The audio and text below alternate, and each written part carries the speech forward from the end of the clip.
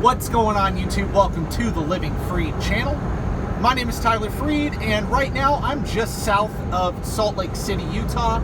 I would say I'm about 40 to 50 miles away from downtown South Lake, and I'm headed up about an hour north of Salt Lake. That's where my drop is. But man, as you can see, the title of the video is going to be The Badlands Ain't No Joke, and I'm going to be talking about my experience on this trip and how I had to throw chains for the first time in my trucking career. But first, before I get into all of that, if you're new to the channel, please like the video, stay tuned till the end, sub to the channel, and also check out more of my other videos that'll pop up at the end of this one. Follow me on Instagram, the link to that is in the description below. Make sure you go follow me, and I'm gonna get right into it. So again, right now, south of Salt Lake City, I picked up a load out of Newport, Arkansas, headed out to Salt Lake, north of Salt Lake City, and it's a drop and hook. Now, the load I picked up was a live load. It was tortilla chips is what I picked up. So I did go a different way than my GPS actually had me routed. And that is because they don't want you going up to where the elevation is so high that it could damage the products to where the bags of chips could actually explode. And so I had to go a more of a southern route, and I took I-40 all the way past Albuquerque, and then I hit a U.S. highway going up into northwestern New Mexico and southwestern Colorado, and then into like eastern Utah. It was absolutely beautiful going through like Moab, Utah, all of that, very close to Arches National Park. And that is a place I actually want to go take a vacation. It is very beautiful out there. But in like Cortez, Colorado, that is where I hit some really bad weather. I mean, it was just dumping down snow. It was pretty much blizzard conditions. And there was a sign up to where you had to chain between a certain mile marker and another mile marker. And so for like, I would say it was about a 25-mile stretch of road where you had to put on chains. Well, what I did was I pulled off to where the chain up area was, and I was like, okay, let me look at the weather. Now, normally I don't throw chains. Normally I won't. If the weather is bad enough, if it's going to be bad all day, to where it's going to be snowing all day, all throughout my trip, if I'm going to be driving 10 hours and it's just going to be pouring down snow, black ice, all of that, I usually will pull it off. The reason I threw chains this time was because when I pulled over to check the weather out, well, I knew, hey, if I can get through this stretch of road, this 25-mile stretch of road, if I put some chains on and I get through it, then I can just go slow, and in about an hour, I'll be past all of the bad stuff. And so what I did was I pulled off, and I'm like, okay, let me check my weather app. And for those of you that are new to trucking, you have to download this app. If you're going to be doing all 48 states, you need to download this app. It's called My Radar, so that you can monitor the weather when you're out here, especially this time of year. Anytime it's like late November, December, January, February, even March, especially up here in the Northwest, you got to use your My Radar app. If you're going up to the Northwest or up to the Northeast and it's any of those months, wintertime, man, you got to get on that app and check out the winter conditions, the weather conditions, right? And so anyway, that's what I did. I got on there and I'm like, okay, you know, about if I drive another 60 miles, I'll get out of it. So long story short, I put chains on. I put chains on the back drive tires, just one on each of the outer back drive tires and the back trailer tires, the trailer tandems. So 4 chains in total. That's what I did. And it wasn't hard. I mean, like, look, I've known how to do chains. I've known how to put them on. Now, the only time I have put on a chain on a tire before coming to, since coming to Crete, was during the summertime. When I first got here, I practiced putting on chains, and I would recommend doing that.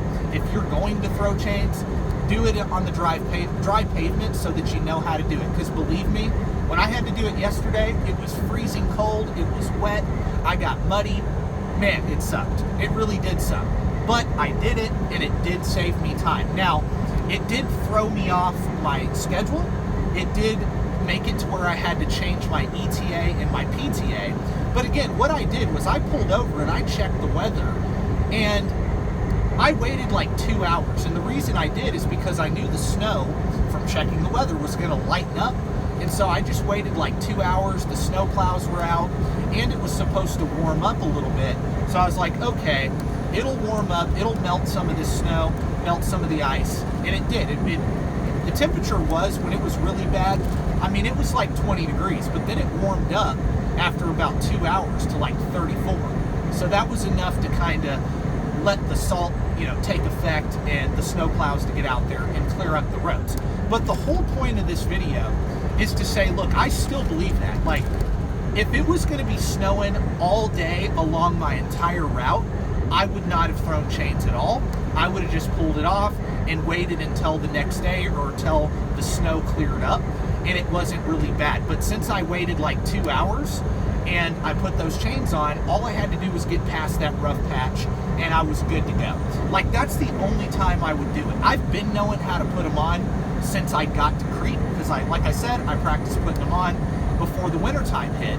But my rule has always been, man, if it's that bad to where you have to go 30 miles an hour or less for the entire drive shift, to me it's absolutely pointless. That's just the way I look at it. And to all the rookie truck drivers, all the people that are going to get into this industry, you just have to weigh the risk reward. You really do. Sometimes, like yesterday for me, it was worth it to do it. But in most cases, it's absolutely not. And the reason is because most of the time, it's not you that's the problem when you're driving in bad conditions. It's usually not you.